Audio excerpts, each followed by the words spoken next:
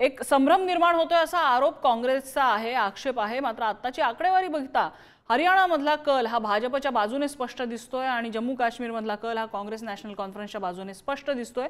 अशा पार्श्वभूमीवरती हे वक्तव्य येणं काय म्हणता येईल?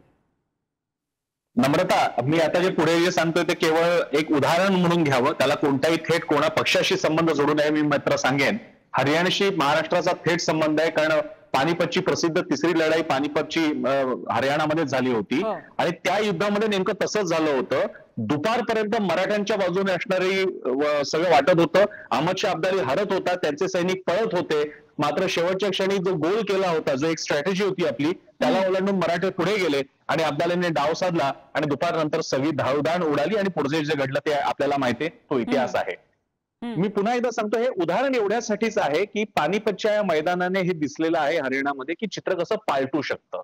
आता सुद्धा तीच स्थिती आहे, आता सुद्धा 12:30 वाजलेले आहेत। पुन्हा एकदा म्हणजे तुम्ही अगदी टोकाचं उदाहरण जोडून सांगत नाहीये, पानिपतच्या युद्धामध्ये सुमारे याच वेळेमध्ये परिस्थिती बदलली होती, पारडं बदललं होतं, मराठ्यांच्या बाजूचं पारडं झुकलं होतं अब्दालीच्या बाजूने। आता सुद्धा स्थिती इकडे बदलताना दिसते। मी पुन्हा एकदा सांगतोय, उदाहरण फक्त घ्या की चित्र कसं बदललेलं आहे। शेवटी आपण युद्धापासून ती संदर्भ घेत असतो, आता सुद्धा तेच दिसतंय।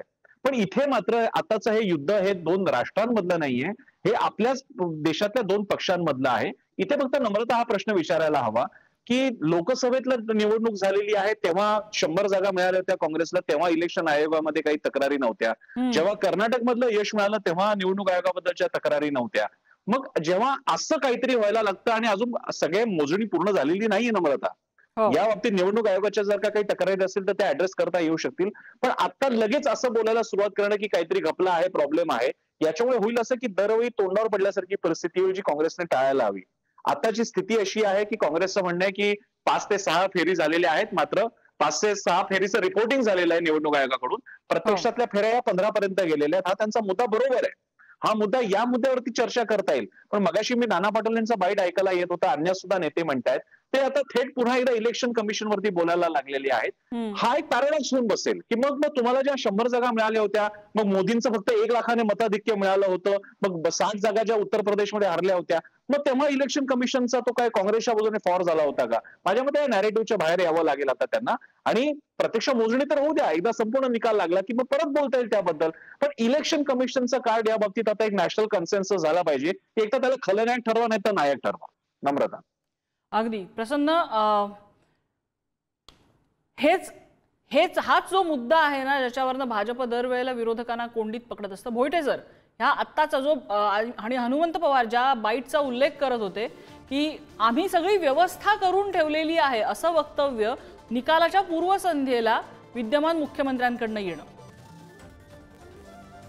एक लक्षात घेतलं पाहिजे आपण। स्वाभाविकच असतं, निवडणूक कोणतीही असो, पराभवाला कोणी बाप नसतो। अर्थात मी हे खूप घाईत विधान करत नाहीये की आत्ताच काँग्रेसचा पराभव झालाय का, काँग्रेसच्या पराभूत मानसिकतेतून बोलतंय का, मुळीच मला तसं बोलायचं नाहीये। कारण अद्यापही सुद्धा आता निम्म्याच्या पुढे फेऱ्या जाताना दिसतात हरियाणाच्या, त्यामुळे निकालाबद्दल भाष्य करताना आता काही गोष्टी या ठामपणे सांगता येऊ शकतात आहे। त्यामुळे लगेच तसं बोलणार नाहीये मी की काँग्रेस पराभूत झाली आहे आणि त्यातून बोलते तसं। मात्र एक नक्की आहे की निवडणूक आयोगाची आकडेवारी जर मंद गतीने येत होती तर काँग्रेसनं त्यांची आकडेवारी, आत्ताच काँग्रेसचे प्रवक्ते जसं बोललेत, त्यांनी आपल्याला ट्विटही पाठवलंय, हो तसं सैनी बोललेले, त्यात काही शंका नाही आहे, नाना पटोले का उगाच तसं बोलले नाहीत। मात्र ते जर संभ्रमाचं राजकारण असेल तर निकालाच्या आदल्या दिवशी करून ते काही उपयोगाचं नाही आहे ना। ते जर मतदानाच्या आधी झालं असतं तर एक प्रकारे काँग्रेस समर्थकांचा मानसिक खच्चीकरणाचा, माइंड गेमचा एक तो प्रयत्न मानता आला असता। आता तसं नाही म्हणता येत। इथं मी भाजपाची बाजू घेत नाही, थोडंसं लॉजिकल विचार करणं गरजेचं हे मी लक्षात आणून देतो। आता ज्या पद्धतीनं मतमोजणी पुढे जाताना दिसते आहे नम्रता, त्यातून जे आकडेवारी येते, जे कल विजयाकडे जाणार आहे, जसं आता मी काँग्रेसच्या मतदारसंघातलं सांगतो, जिथून जुलानामधून विनेश फोगाट आहेत, आता 11वी फेरी अधिकृत मतमोजणीचा कल ईसीआयच्या वेबसाईटवर आहे।